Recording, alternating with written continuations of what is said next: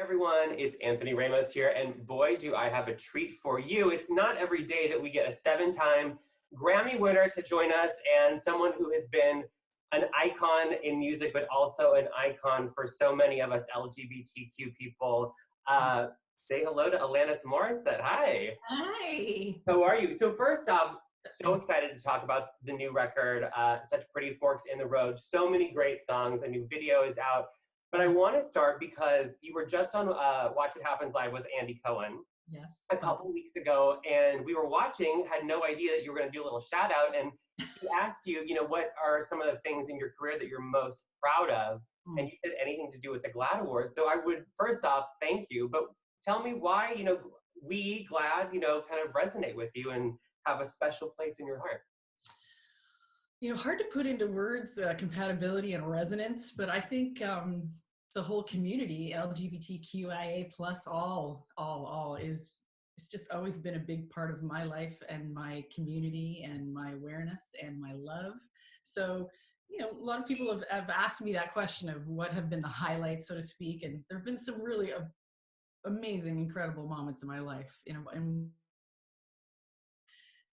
anything to do with GLAAD, anything to support this whole experience of full life lived, full joy experienced, full yes to our choices of who we are is just a big moment for me in my life. Well, thank you so much. We had such a great performance with the Jagged Little Pill Broadway cast at our Together in Pride event in April, and obviously Jagged Little Pill nominated for a GLAAD Media Award this year. I would love just to ask you, because your music, I think, for so many of us, it transcends gender, it transcends sexuality, it resonates so much with the LGBTQ community. Was there ever a point in your life, whether it was someone that you met, a story that you saw, or something that you saw that made you say, I want to lend my voice and support the LGBTQ community?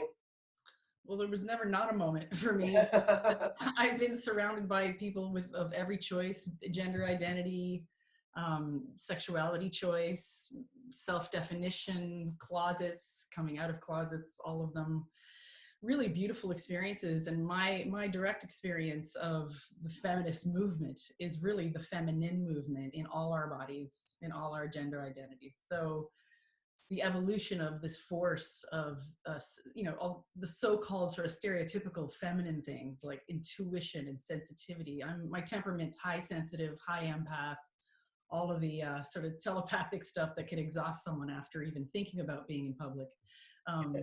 So basically, I've just been part of a community. I mean, for me, the community has always been about love and being one's own true, authentic self.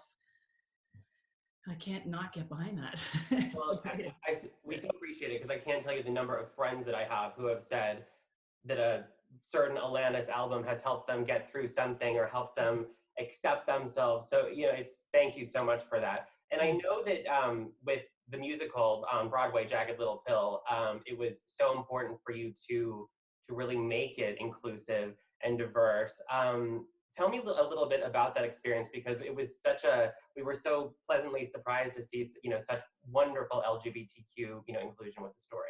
Yeah, me too. Well, I have Diane Paulus and Diablo Cody and Tim Kidd and everybody, C.D. Larby choreographing. The whole cast and team is just all super bright. It's one of those moments where sometimes I have the privilege of being at the head of something and the leader with the flag at the front of the parade, but in this particular case with the musical, I'm just surrounded by leaders. I couldn't swing a dirty sock without hitting a leader, So we were all leaning on each other, and sometimes I'd swoop in and, contribute, and then I'd step away, and we'd all be doing that in different areas outside of our normal artistic jurisdiction too. So we'd go, Larby choreographing would have a comment on the emotional content of an interaction, and I'd have some costume thoughts, and so in some ways we were all violating each other's professional wheelhouse, but in the best way, because we all respected each other so much. So it's been a big love fest.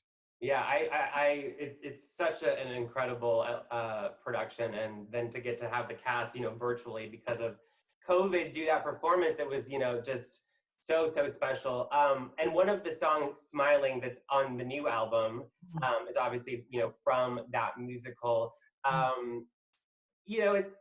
I think it's been, 8 years since your last album, since this one, and then, we're anxiously awaiting this, and then it's about to come out, and then COVID happens. Mm. But what has the experience been like for you? I mean, obviously, it's the first time you put out this kind of an album, and when you're not able to, connect with the fans in person, you're not able to perform on stage, but you have done, a music video at your house, I think, with your family, which has been amazing. I mean, it's just can't stop shooting. I mean, the running joke, not the best time to be making jokes during a really hard time for our planet. However, the running joke is that all the introverts are not so upset about, lockdown or staying at home, and then the extroverts are, eating our own hands. But I love being home, and I actually, interestingly enough, I'm able to connect and communicate more based on just, wearing my slippers and being in my own home and doing it versus flying. I mean, I live to fly. I love this funny little planet, and all its different cultures are just, it's like food, paint, such a glorious thing being on this planet, even in these circumstances. It's an exciting time, and the social aspect is really the big deal. I think that if the thought that we need each other has been a real sort of scientifically corroborated thing that we're all now realizing with mirror neurons that we need each other or we'll die, if that's been a topic at all, it's really been brought home during these times, right? I mean, I miss my friends. I just miss eyeballs and breath and wrestling and, dancing. All of that. I mean, and there's so many things. It's like you don't even realize it until, you can't do it. But with this album, I know mental health is something that has been extremely important for you to talk about. It's something for the LGBTQ community that we really try and, have a lot of conversation around because it's so important.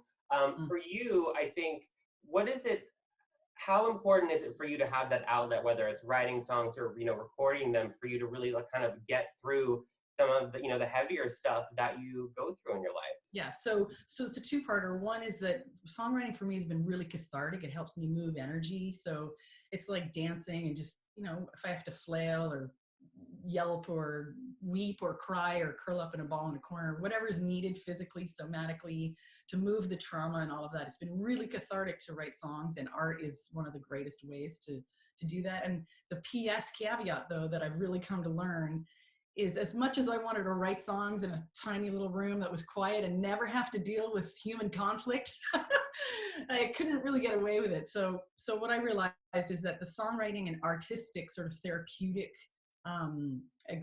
expressive imperative helps the body, but it's the relationships that do the deep healing work. So for me, I realized that I needed to apply the courage I had in my songs to actual human beings sitting across from me, hoping that they're safe and non-judgmental, i.e. intimate, loving. And those are the people where I'd discerningly share with them what was really going on for me. And it was the relationality that wound up being more healing than just catharsis through art on its own, if that makes sense. That makes complete sense. And I want to talk about the latest music video, Ablaze. It's so great. I mean, it's such a love letter to your three kids. You go through each one, and you show them in the music video, which is so sweet. I think one of the conversations at GLAAD that we talk about so much is how important it is for parents to have open lines of communication with their children. I know you have a very young child, but how important is it for you as a mom just to be able to, have open line of communication with your kids and just support them and love them no matter what? Particularly around any topic, or around the whole? In general, because we're always trying to express to parents out there, like, support your kids no matter what, you know what I mean? And I think, I would imagine that's the kind of mom you are. That to me, that's the definition of parent. For me, it's the stages of development are attachment, which is the touch, skin, warmth, cozy. Second stage is exploration. So you want to create this safety, but also freedom to explore. And then the third one is identity. Who are you? Are we mirroring, are we giving feedback with words to our kids of like, yes, you are Superman, or yes, you do look cute in that little glitter lipstick thing you're wearing. Like just keep mirroring so that they can form a sense of identity through this feedback. And then the fourth is competence. Can I do anything? So for me, it's about keeping my eye on the prize of these four pretty important stages of development, and making sure that they just get to grow into who they are, who their nature is, gets to be sufficiently nurtured enough. And Dan Siegel, I asked him, because I have this perfectionistic beat myself up mom thing, and I don't feel alone in that, but I said, what percentage of time do we have to nail it as parents to first do no harm for them? You know, and he said, oh, just 60%. Like 60? No more than I was shooting for like 97. I can do 60. But we're doing a good enough parenting, you know. But for me, it's about listening, and I follow their eyes a lot. We unschool, so there's no formal sort of conventional schooling, but we use the multiple intelligence theory, which I've audaciously been adding on to. It's Howard Gardner's. I did a podcast with him, and basically how we see smart in our family is that there's so many ways to be smart: physically, musically, intrapersonally, socially, emotionally, politically, comedically is a new one, naturalist intelligence, gardening. So we never think, oh, smart means logic, math. No, it's not always just intellectual, although it can be. Right. So for us, it's like there's so much, it's almost, there's too many options of what we could dive into. And we're a big research family. So if they ask me a question and I don't know, which is, 40% of the time I have no idea, I'll just quickly go, let's research it. We're such a research family on the spot. So that's actually become quite fun for continuing education too. My partner's going to love that you threw in gardening there, because if that's the case, he's very smart. Yeah, it's called naturalist intelligence. I like that. And it really is an intelligence. My husband does the same thing, and I'm just blown away. And people say, this is a really beautiful garden you have here, Alanis. And I say, yeah, I love to eat. Same. That's you grow it, I cook it. You grow it, I cook it. I mean, yes, or I'll eat it. Exactly. I want to talk about, I mentioned earlier, which is part of the reason we're doing this. You have such a deep connection to the LGBTQ community, such a queer fan base that loves your music. So I think I would love to hear for you speak to them about, in this moment that we're in this country, why we have to have our voices heard and why we have to go out in November to vote, because we did some work at GLAAD and we realized that there was such a large number of young LGBTQ people that didn't vote. And then obviously— Did you find out why they weren't voting? There's a lot to it. I think we're still figuring it out, but I think one of the things is that we figured that, had they voted, that we might be in a completely different situation. So remind everyone out there why we have to register and then vote in November. And in our case, is register quite a bit early, right? Like now. Yeah, get it right done now, now, so that it won't be like, oh no, I'm a week late with the mail-in. So definitely register now. I'm also encouraging people who are outside of the country who are American. I'm from Canada originally, so Americans that are in Canada, Americans that are anywhere, make sure you vote. And the truth is, your vote actually does matter. And I know that there's so much talk about people messing with the election and messing with the outcome, but the truth is that your vote is 100% important, and there's never been a better time for consciousness to be evidenced in what our political beliefs are. Our spiritual beliefs are our political beliefs, and I think there's this bereft energy of soulfulness in America. There's so much focus on politics and money and economy, and understandably also in health, but like protocols and bureaucracy. And at the end of the day, we're here to express who we are and what we believe in spiritually by who we vote for. Yes. And what lifestyle and value systems that they support. So vote. And just that Alanis told you to vote, people. Vote. And just do it. It's also wildly empowering to know that you're an active participant in what you see in the world around you. I mean, we are anyway, but for us to formally feel empowered enough to feel like we're making the decisions now, that it's in our hands, the real democracy. Yeah. Before I let you go, I know we've talked about COVID ruining our plans, but you are going to head out on the road in, I think it's June or July of next year, right? That's when it starts. The second it's safe. We've set new dates all around the planet. I mean, I live to travel, like I said earlier. So yes, we're going back on the road, but we won't go a moment before it's safe. Right.